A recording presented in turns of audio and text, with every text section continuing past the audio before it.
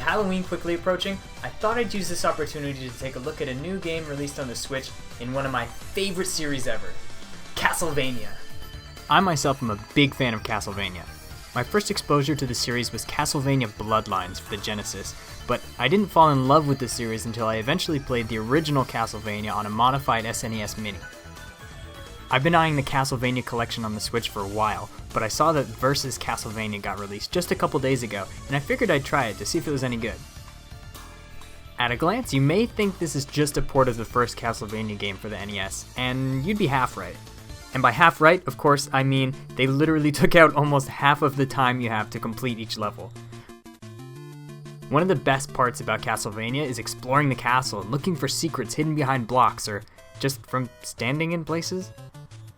But this version takes away all of that, since the time limit you have is incredibly short. The first time I was playing, I played, like I normally do, whipping all the candles, taking my time to survive each level, and all of a sudden I heard this terrible beeping noise.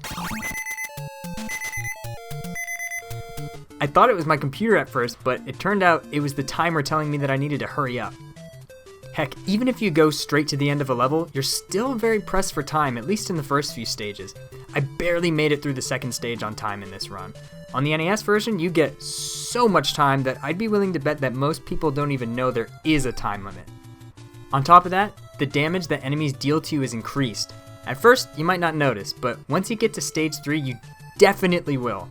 Normally, you can take about 5 hits from these hunchbacks in the NES version, but here you can only take 3. That is a huge difference. Having 2 extra hits to take the sub-weapon you start with from the beginning of the stage all the way to the end makes a world of a difference. Having stronger enemies makes an already difficult and challenging game just frustrating. And this is on the default difficulty level of easy. I didn't even bother playing on hard. There are 2 high-score challenge modes and worldwide leaderboards to compete against, but those extras just don't do that much for me, honestly.